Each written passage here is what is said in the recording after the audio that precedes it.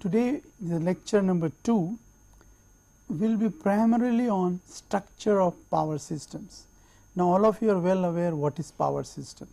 So we have to slightly see in deeper about its structure. Before we do that, we left last time about the diversity factor.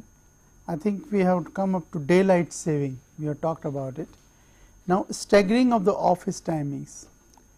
Now what is staggering of office timing? Suppose some offices start at 8, some 9, some 10. It does happen in our country. All offices do not start at 9 o'clock. What is the advantage? The advantage is manifold. For example, if you know that your office starts at say 11, why should you take bath at 6? You will get up leisurely, take bath at 7. How does a bath has to do with energy? Because you will start your geyser. So you are using energy at different times, hence diversity factor will be helped. Everybody in Delhi is not going to start his geyser or her geyser at the same time. So as I said, for every activity that you do, you need electric energy. Preparing breakfast, you need the toaster or sandwich maker or mixie or microwave or whatever. So all these activities will take place at different times, because you have to get out of your house at different times. Incidentally, the bonus is the ease of transportation system. Imagine if whole 1 crore leaves their houses at the same time, do you have that transportation system in place? There are buses, you will not find any space, there is no railway network as yet. So it helps to ease the transportation problem. At least you will get a space to stand in a bus, or even if you are taking your car out, there may not be a jam. Different time zones. Now what do you mean by different time zones? India is the country where there is only Indian Standard Time, right from Kanyakumari to Jammu and your Somnath to Assam. But please understand, before partition even Peshawar time was same as Dhaka time and as Delhi time. Now Pakistan is half an hour behind and Bangladesh is half an hour ahead. I hope all of you know this fact. So why not we divide the remaining part of the country, what is India today, into 3 parts. Let the western zone we have a Pakistan timing, let the eastern zone have the Bangladesh timing, and the central zone today's Indian Standard Time. You may ask me questions, so what will happen? There may be more confusion. Well, confusion won't be there, because people will understand. Now the bus is going to Lahore, they suddenly adjust their clocks the moment they reach Wagah border. So you will be adjusting your clock moment you reach Ambala, let us say the Ambala time zone changes. But what is the advantage? The advantage is, instead of having one peak, now you will have 3 peaks and smaller ones. So you need not unnecessarily have higher install capacity, you can do away with that, you need not add any extra capacity, and whatever capacity you have, that can be used more optimally. Because as you all know, adding a megawatt needs 4 crores, transmitting that megawatt needs another 4 crores, that is today's price. And where are crores in India? We do not, we are a poor country, we do not have money. So in order to avoid that capital investment, which government does not have, because by and large most of the power systems in India is being controlled by Government of India. There is hardly any private participation, though we desire, we hope, we request them, please come in and invest money. But the Indian power system privatization started and ended with Enron. Enron was a sad story like your Devdas. So people do not want to repeat another Enron. So it is basically the duty of the government to provide you power, and they do not have money. So why not use the existing power system optimally, and there these different time zones will definitely help us. And mind it, as I said in the last lecture, all these measures do not need any money, they are free. If you declare tomorrow, well, timings will change as you pass Ambala or Kanpur, you don't have to pay anything, only thing you have to adjust your watches, as indeed you do it when you go abroad. When you go to US, you adjust your watches to New York times, Delhi time won't be there. Then the last item in this category of high diversity factor is a two-part tariff. What is tariff? When you go to hotel, you ask what is the tariff, how much it will cost you if you stay for a night. So similarly, the power you get in your home or industry or a commercial building, you have to pay, nothing is free. So there is certain tariff, and in India the most popular tariff is two-part tariff. Okay. And two-part tariff means what? There is a charge for kilowatt, there is a charge for kilowatt hour. As we will see after some time, the equation, exact equation. You should have an incentive to have a better power factor. Why better power factor? If power factor is low, the P is equal to VI cosine phi. All of you know this equation.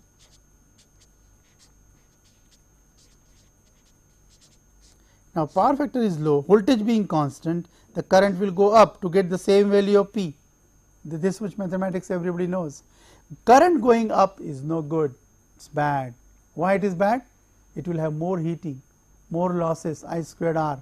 Your conductor will get heat up, your insulation may melt, it may fail. So, our aim should be to have as much higher power factor as possible. So, that is a part of a power quality. I am sure all of you must have learned a topic called power quality. Now, it is a very important topic in undergraduate, wherever you have done your degree. So, if power factor is high, we say power quality is good. Another power quality issue is harmonics, which you must have heard about THD, total harmonic distortion, which should be less than 5%. If you have done power electronics course or drives course in your undergraduate. Then I have two more factors given on this sheet: plant capacity factor, plant use factor.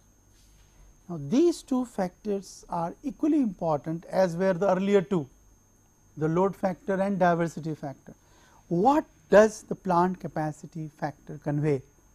It is nothing but a ratio. Any factor has got to be a ratio of actual energy produced upon maximum possible energy that could have been produced. In fact, you also have a study factor, the actual studies carried out by you upon what you could have really done. So, you should also try to use this factor in order to have better studies schedule or program. This is in short can be written as average demand upon installed capacity.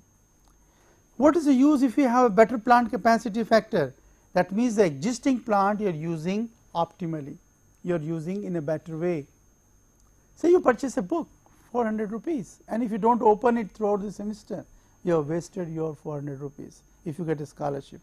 Otherwise, you have wasted your 400 rupees of your parents or whosoever is supporting you. Next is plant use factor. Look the difference between the two factors, they are not same, otherwise I won't have written them twice. Plant use factor is nothing but actual energy produced kilowatt hour upon plant capacity into time the plant has been in operation. This is a maximum possible energy. Here actually what energy you could have generated if you have used the plant capacity. So, indirectly maintenance is involved in it, indirectly how you are upkeeping your power plant, is your whole plant capacity available or there is a derated.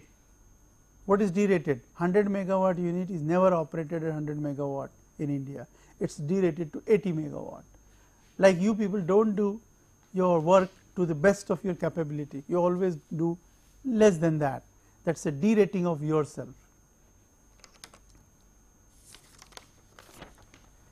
I was just talking about tariffs couple of minutes back, the tariffs is back here. Cost of electric power, nothing is free, there is no free lunch as they say in management. So, if you take a power, otherwise it will be called theft. Those of the people who use electricity without paying, that is nothing but a power theft.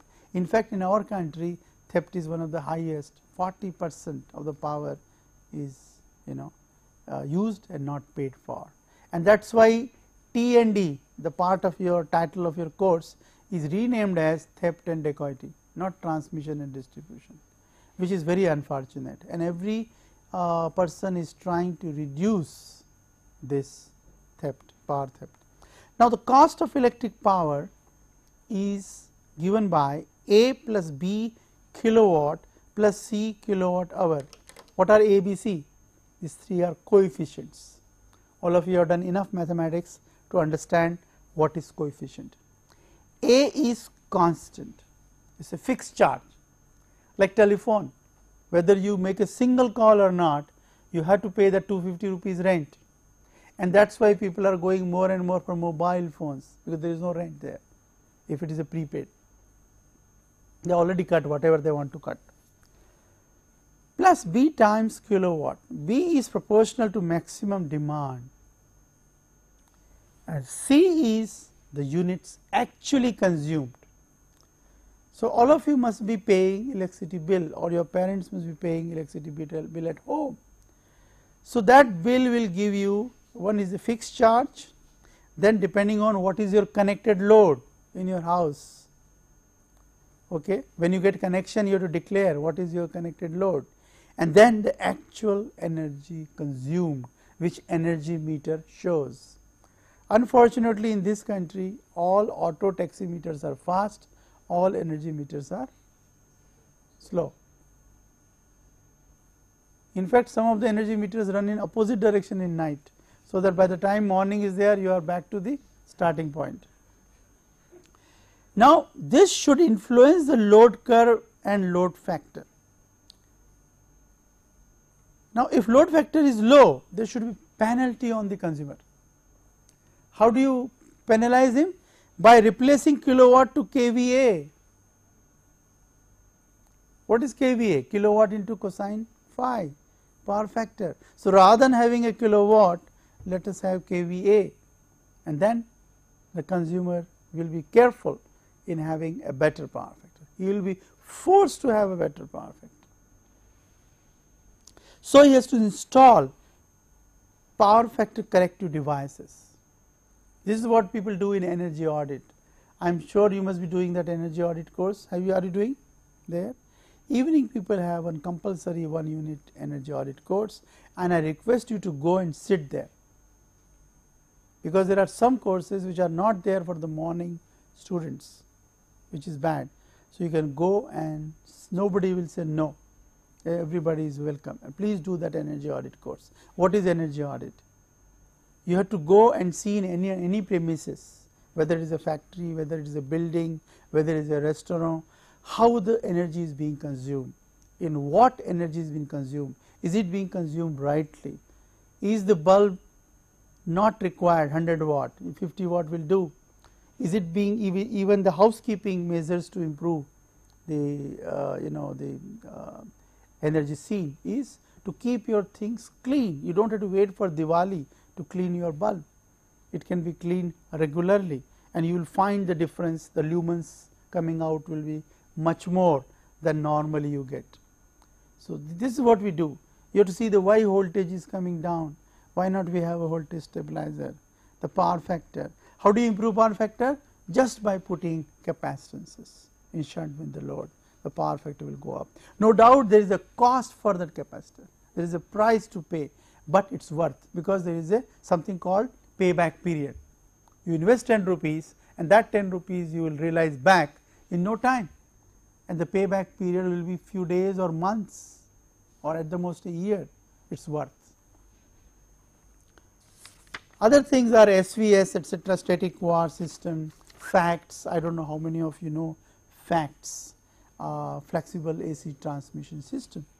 So, all these things are come here to have 3 in 1. They not only improve power factor, they improve efficiency, and they improve the voltage control, voltage stability is achieved. What is the optimization problem here? What is an MTech thesis problem here? What is a PhD thesis problem here? Compensation, yes. how much, where, when. If you answer these three, that is your R&D topic. Now, there are 5 examples solved in the book 1.1 to 1.5. Please go through these 5 examples. If you have any difficulty in understanding them, if necessary we will have a separate class for this. If not, because they are solved, you should. How do you read a solved example? How do you solve a solved example? That is also an art. Do not read it like a novel or a magazine.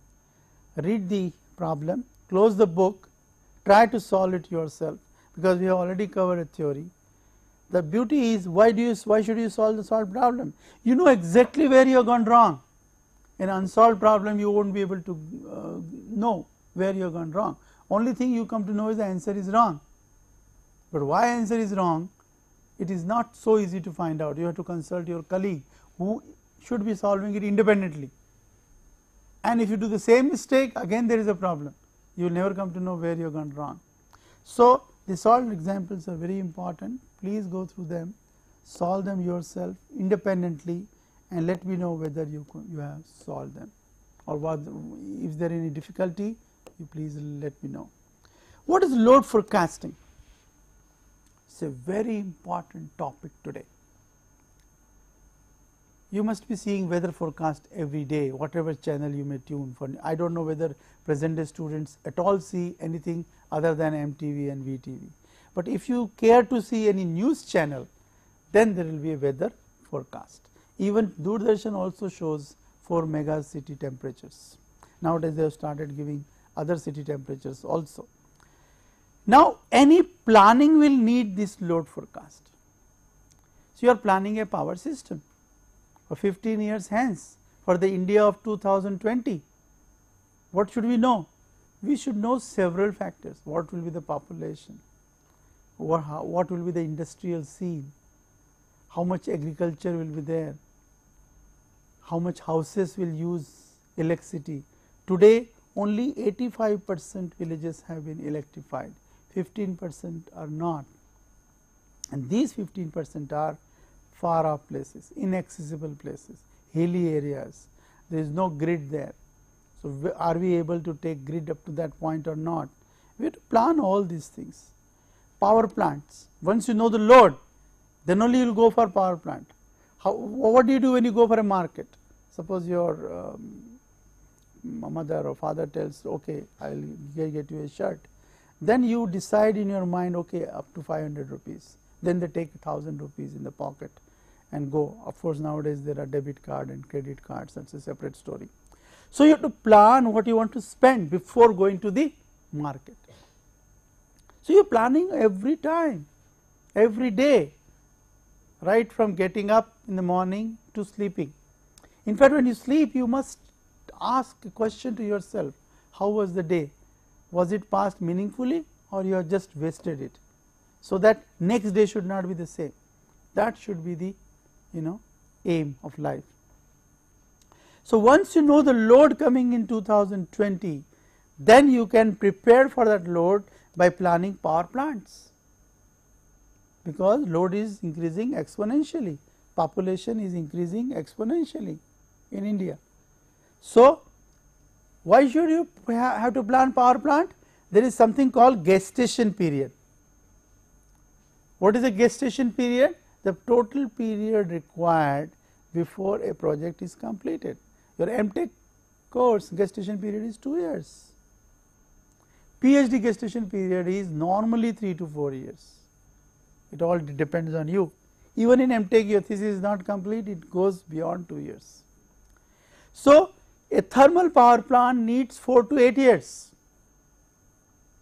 A hydro plant in India needs 10 years. A nuclear power plant needs 4 to 5 years.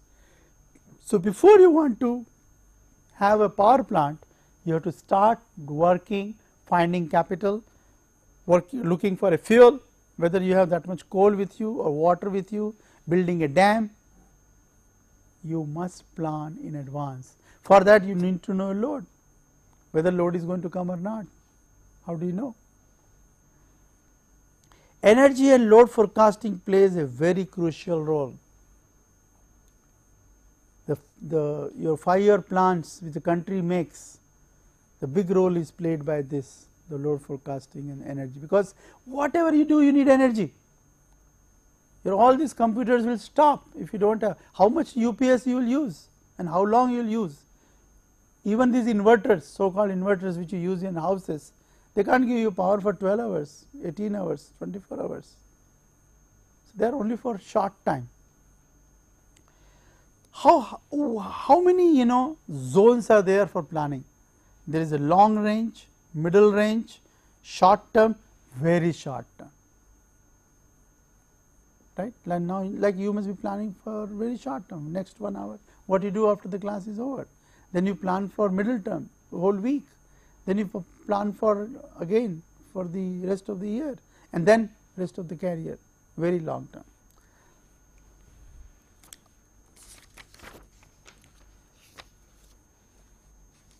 There are sophisticated probabilistic methods given in the literature. In fact, there are books written just on load forecasting, right? And if you have time, if you are free, you can go through the books. There are references given at the end of each chapter in the book. I do not know how much time you have, that you have to plan again. Simple extrapolation technique is good enough for long range planning. For example, you have data up to 2003, okay, August, let us say. Now, if you want a data for 2004, what do you do? Collect the data for 20 years, plot a curve. I am sure you must have read curve fitting techniques in your numerical analysis course. If you have not done the numerical analysis course, you can always read a book by Hildebrand, Jain, Iyengar, and so on. There are so many numerical analysis books. Extrapolation technique is very easy. You must be doing extrapolation when you have done your labs in your undergraduate, open circuit test, short circuit test, especially if it is a straight line like short circuit test. You take 3 points and then you join a straight line, and that is extrapolation. Weather normally affects a domestic load. An industrial load will not be affected that much by weather, whether it is raining outside, whether there is a hailstorm or snowstorm. Inside, if you are running a lathe is being run. Okay. But domestic load gets affected as it is a small load. Of course, sigma is big, but individual house is a small load, 3 kilowatt, 5 kilowatt, depending on how rich you are, how many ACs you have fitted in your rooms. So, the weather forecast is very important, and the domestic load is sensitive to that. I am sure you must have done sensitivity studies in so many courses in your curriculum. How much sensitive, some people are more sensitive than others, So, why not forecast load in a constituent forms rather than totality, and then add it. Forecast domestic load, forecast agricultural load, forecast commercial load, forecast industrial load, and add them. That is much easier and much better and more accurate, rather than forecasting the total load in one go. There are multi factors which affect forecasting. So, it is an involved process, it is not an easy process. There is a whole department in Planning Commission dealing with forecasting. What is important? Experience. Why do they ask for experience for a particular post? 5 years of industrial / teaching / R&D experience. Why? Why do they ask? Because they know the experienced person is better than a raw person. If he is a raw person, people give him job or her job, but at a lower scale, lower grade, lower post, lecturer, assistant professor, associate professor and professor. And analytical ability should also be seen, whether he can analyze things or not.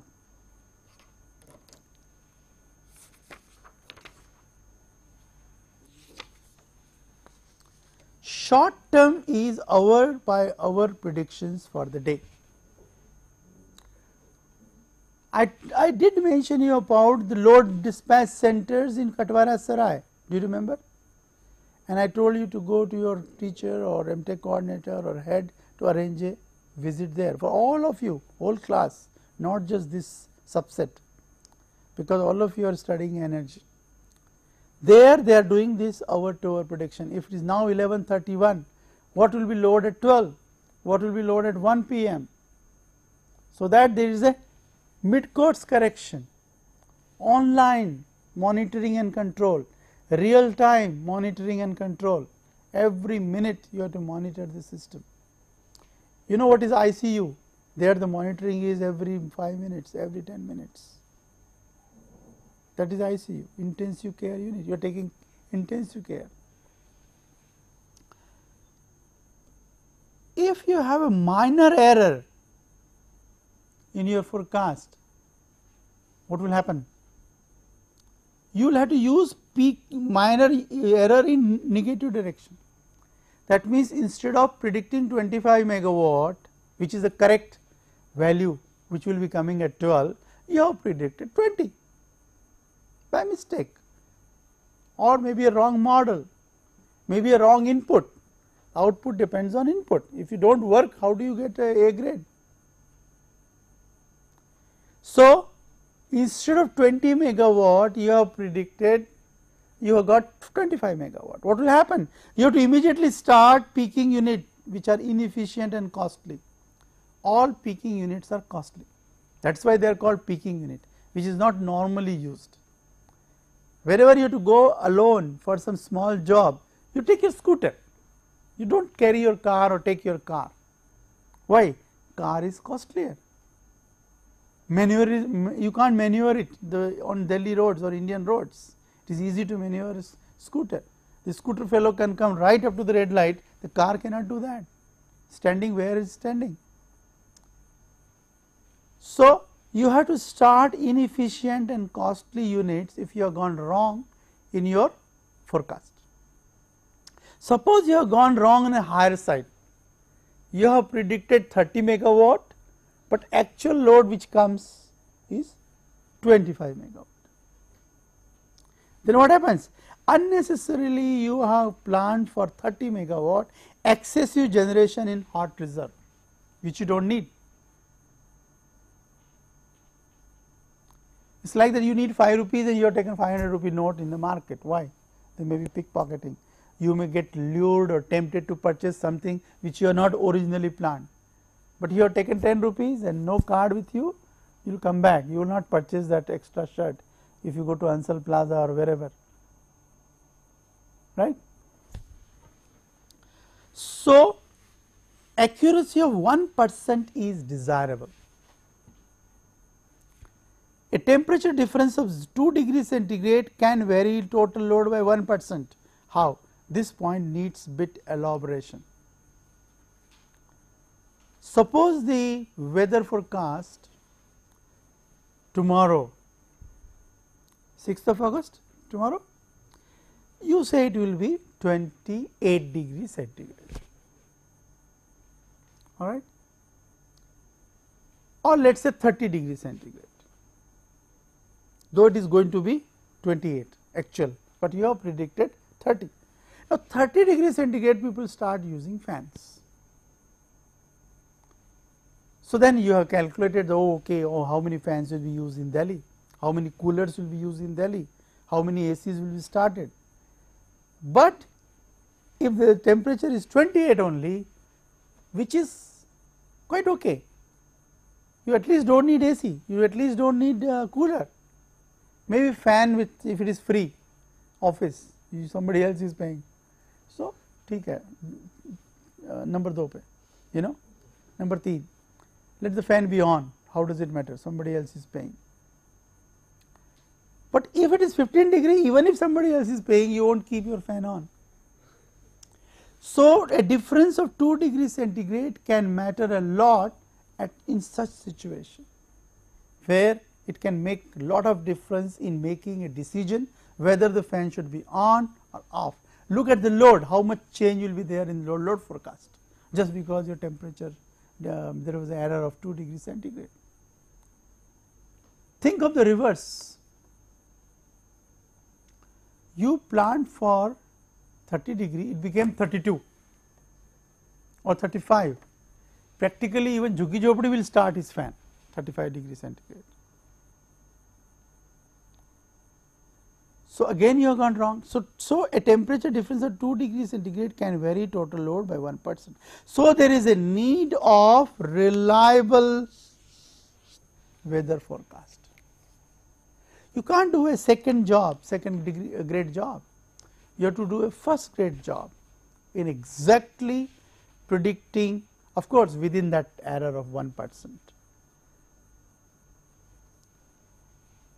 But what is the problem? You are not a god, after all you are a human being. Even your software you have developed, they are also developed by human being, they have not been sent by heaven. Hey, good, take this software, it will work. It may not work. What are the random factors which affect your performance? Unexpected storm. Otherwise, why anybody should die? If you can predict accurately that tomorrow there will be a railway accident, nobody will go in that train. If you can predict there will be hijacking of this plane, do you think even the crew will go? Everybody will apply for a casual leave or sudden sickness leave. Unfortunately, we do not know in advance many things in life. If all those people who got divorced, do you think they were knowing when they got married there will be divorce? Otherwise, they won't have married. So, that is the life, name of uncertainty, and hence strikes. You know, the just few days back, the British Airways had a lightning strike on Heathrow Airport. Thousands of passengers were stranded. They had to sleep on the floor, and they were not having any dollars in their pockets, because they were going to their near and dear ones in US, thinking that they will take care. They have purchased ticket anyway, and the air gives you free food, free drinks, everything free. So, they were not prepared for this eventuality that there will be a sudden lightning strike by British Airways personnel, and so all flights will be cancelled. It took them 24 to 48 hours to put them into alternative flights, because alternative flights are not freely available, they are already booked. A good TV program, you are not planned for it. The talks are going on for live telecast. You are not sure whether tomorrow the World Cup or whatever, football, cricket will be telecast or not. There is a bit of a controversy on sponsorship or whatever, you know the controversy of last World Cup, and suddenly they say there is a telecast available. So, everybody is glued to his TV set, and who will plan for so many TV sets on? You are not planned for it. So, there will be problem. The same thing happened in 1982 when Prince Charles' marriage with Lady Diana, who is no more, was telecast throughout the world. And imagine how much power they must have planned, extra power.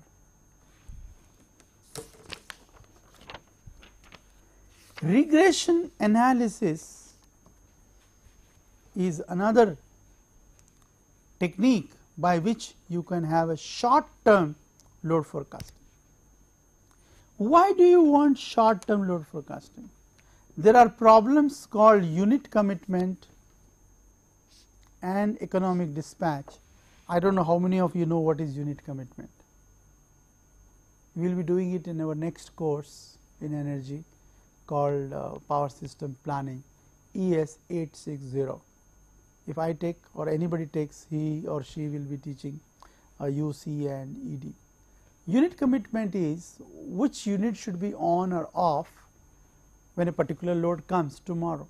Some of you might have studied in your undergraduate. It is given in our book in chapter 7. In case those of you are not studied, they can go through that chapter. Economic dispatch is how much units will share the load, so that the total cost is minimum. Say 100 megawatt load is coming. Should it be 50-50, 70-30, 80-20, 10-90, 0-100, 100-0? These are various possible combinations. ED software will tell you how much each unit should carry, how much units will be on or off, you see. Having made them on, how they should share the load belongs to problem of ED. Now, both this problem need load. If load is not there, so if bride and bridegroom are not there, no marriage. So, if load is not there, no power system.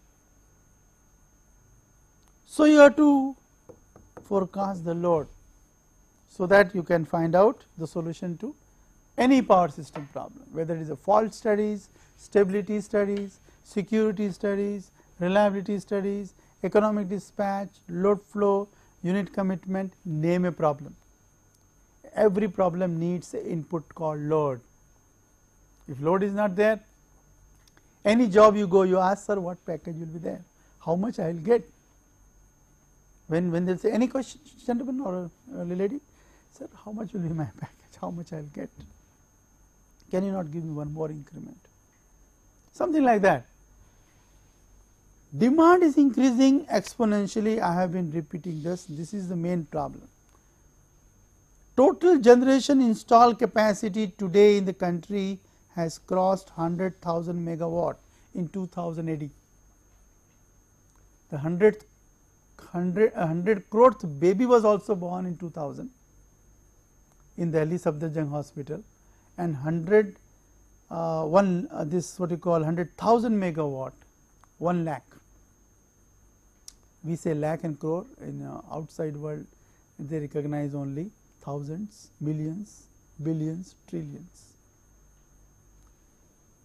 You know, when we started our journey, what was our installed capacity in 47 when India got free? India became free, India got freedom, just 1360 megawatt. 1360 megawatt.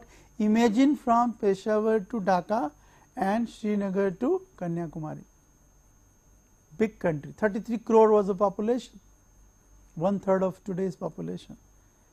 The installed capacity was just 1360 megawatt. I remember in my town, we all used to study using kerosene lamp, candles, and so on. We used to study using no electricity. In any house, electricity means he is a very prosperous person, he is a very wealthy person. What used to be for TV in 70s, people used to come to your house, can I come and have a chitra? Oh, sure, please come. So, we used to be very grateful to him when he used to give you opportunity to watch a chitra. Maybe you are not born in 70s. Same thing happened to cable in 80s. Now cable is there in every household, even Juggi Jopadi, JJ colony. This is how things change, times change. Today 1360 megawatt has become more than a lakh. Yet there are shortages. Why? It is a story of a person who wanted to purchase Ambassador in 1960, when Ambassador used to cost 20,000. He was having only 15,000 then. Today it is 3 lakh, he is still having only 2 lakh. So, the moral of the story is he could not purchase Ambassador. So, we are improving on installed capacity, yet the total load is going faster, and hence what is happening? Every day we have blackouts, brownouts, shortages. In fact, if any day power does not go, we feel miserable. There is something wrong today. Why power has not gone? So, we are so much used to it. 2020, the estimate is this is going to be doubled. That means, whatever install capacity you have added from that 1886 Edison bulb to today 2003, same thing you have to add in another 15 years. Stupendous task, not easy. You need manpower, you need money, you need development of infrastructure, you have to build dams, you have to build thermal power plants. So, tremendous task. You need resources, you need manpower. Today 2003, this 100,000 megawatt thermal is 72%. Thermal means oil, gas, coal, largely coal in our country. Hydro is 24%, nuclear is 3% and renewable is 1%. I hope the total is 100. You can just check. Hydro for the first time has gone below 25%. It used to be 50-50 in 60s when I was a student. 50% thermal, 50% hydro. Thanks to Bhakra, Nehru called them modern temples. They were DVB in eastern India. So on, there were several hydropower plants in the country. The first hydropower plant was built in Darjeeling 1898, followed by Shiravati river in Bangalore same year. The capacity was 30 megawatt. Lot of water has flown in Ganges and Jamuna since then. But why this is going down and down? Because of several reasons. 10 years gestation period I told you. Now, who can plan for 10 years when you do not know whether you have a stable government? Luckily, this government has been stable, but then how stable, how much stable? Not like earlier days government when you have your own 300 MPs. It is totally dependent on so many factors and the experiment. So, where is the time to plan?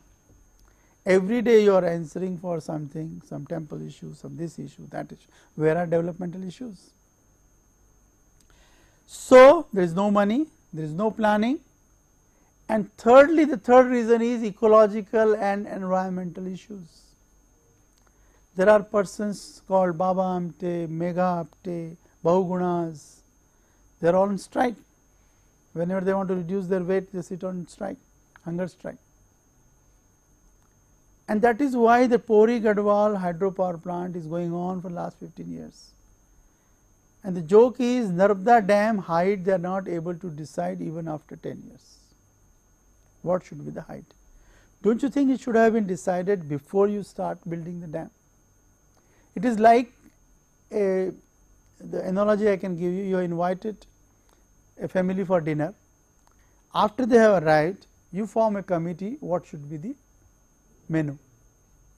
Should it be paratha or a roti or a puri? Why can't you form this committee one day in advance and come to some conclusion? Not after the guests have arrived. So, the Narmada dam height should have been debated in public before you started planning for that Sarovar Yojana or whatever it is. Well, the nuclear is also not going much ahead because it is also controversial in the world. Certain countries you can't even pronounce nuclear, like Germany. If you do that, they will put you back in the flight and to India. Because there are problems, I told you the Chernobyl, the 3 Mile Island, and what you do with the nuclear waste, etc., etc. But mind it, there are countries called France, Canada. In France, 2/3 of the power is generated by nuclear. No Chernobyl, no 3 Mile Island. You have to take care, you have to take precautions. So, people die on roads. Have you stopped walking on roads? There are car accidents. Have you stopped using cars? There are plane hijacks, plane crashes, bird hit. Do you get a ticket for Bombay today in spite of 10 flights a day? No. So, what you have to do is you have to take precautions, you have to be careful when you operate a nuclear power plant. The answer is not to close nuclear power plant. If you have a thorium largest deposit, as I said, 45,000 tons, why don't you use it? It is your valuable resource. Renewable, of course, the whole course, whole MTech is on renewable. So, there are so many pundits and experts in that building, block 5, who will be talking in room number 344 on renewables. So, I will not talk much on that.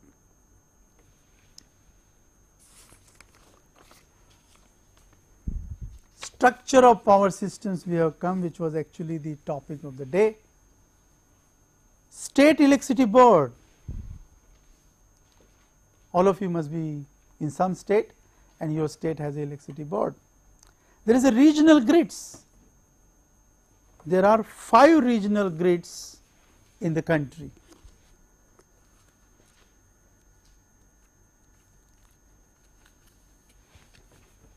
This is a map of our country.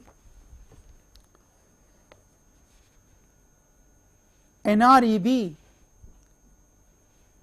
WREB, Western Zone, Western Region, SREB, Southern Electricity Regional Grid or Board, Eastern Region, and Northeast being having a special importance. We have Northeast, Assam and those states, Arunachal Pradesh and Nagaland and so on. Why we have divided the whole country into 5 regions? So that at least they can be interconnected and they can come to rescue of each other in case of demand. So, each state electricity boards are interconnected. In fact, these regions are also loosely interconnected. As I told you on very first day, the HVDC line is connecting from Assam to south. So, this is having an extra power, and this extra power can be evacuated using HVDC link to the south. Now, we want to have a national grid. What is national grid? When these 5 regional grids will be strongly interconnected, that will be a national grid. Since 80, we are hearing that national grid will be soon in place. How soon it will be there, I am not able to tell you, but one day yes. And on that day, theoretically, we should be able to transmit power from Leh to Kanyakumari or Dwarka to Assam, Guwahati. In fact, we do have a SARC grid. I am sure you know what is SARC, our neighboring countries, Bhutan, Nepal, Pakistan, Sri Lanka, Bangladesh. We have a connection with Bangladesh. Pakistan was about to give us 2000 megawatt and the Kargil happened. So, we never got that. Nepal, we do have some power plants built by us, and in return they do give us power. So, we do have a SAR grid. Whole of Europe is the international grid. The countries are like our provinces, like our states. In fact, the Europe has really become one when the currency is one, the parliament is one, everything is one. So can be our SAR countries, Southeast Asia. International grid, national grid. Why should we have a grid? It is economical.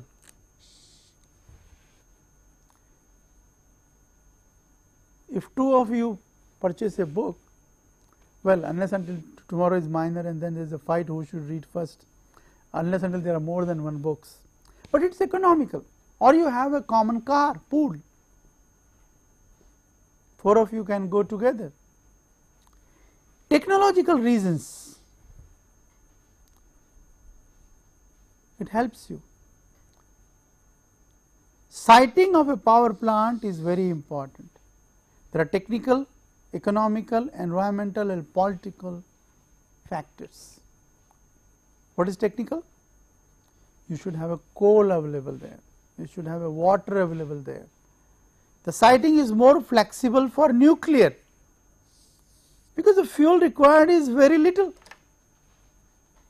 few kilograms you can carry in your bag. Not so coal, coal you have to transmit in wagons. Power, the hydro is least flexible site selection. You have to go where the water is, you have to build dam there only. I have already explained you thermal, coal based and load based. Interconnection, all this power system is interconnected, because you can get power from scarce area to surplus area, surplus area to scarce area depending on the time. What are the advantages of interconnection? We were just talking about that. Reduction in reserve generating capacity. Each system did not have a reserve, because there is a common reserve. So, you are saving money. Why we go for a company goes for the same cars, 4 Hyundai or 4 Maruti, so that you can keep common reserves, the minimum reserves or spare parts, whatever you want to call it. Borrow power from adjoining area. Capacity saving from time zones. Now, time zone is not same in one region. So, as I explained you that peak will come at different time.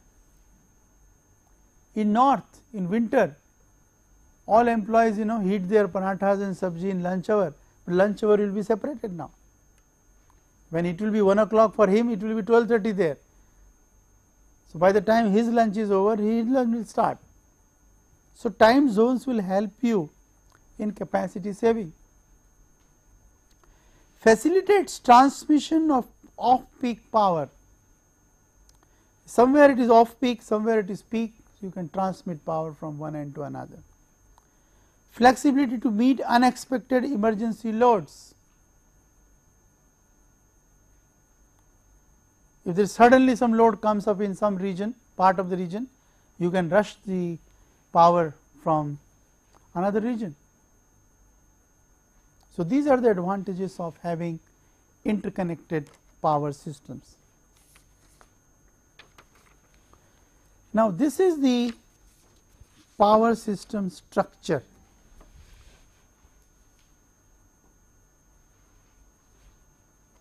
This is generation, this is transmission, this is sub-transmission, this is distribution. That is the name of our course, generation, transmission and distribution of electric power. Generating stations always generated the voltage 11 kV to 25 kV. Now, someone of you can ask me question, why not generated 400 kV, so no need of transmission? We cannot. All of you have studied machines course in undergraduate. There is problem of cooling, there is a problem of insulation, there is a problem of material. You can go at most up to 25 kV, and hence you need a transformer to step up the voltage. Why? The transmission is cheaper at higher voltage. In fact, the bulk transmission is possible only when the voltage is higher, because the power transmission is proportional to V squared. I told you the other day, EVx into sine delta. Delta is fixed 15 to 30 degrees for stability region, x is field fixed once the transmission line is built, and E and V are constant. So, they are equal, assuming that voltage drop is not much, voltage regulation is very good. Higher the voltage, more power you will be able to transmit. So, we cannot have transmission at a lower voltage, it has to be higher and higher. We have reached 400 kV level, soon we want to be 765 or 800 kV. Then there is sub transmission 33 kV, 138 kV, there are large consumers. You can have a generator here also to have an extra power fed into network. Then again there is a transformer, step down. Now, we do not need any more 400 kV, because we have reached the distribution level, because the action is only at a lower voltage, all loads need lower voltage. So, the distribution level medium large consumers 11 kV,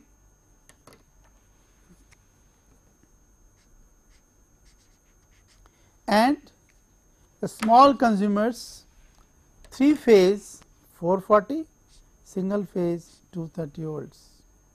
So, this is the, ladies and gentlemen, is our class for today, and tomorrow we will continue with the same topic, that is the structure and conventional power plants.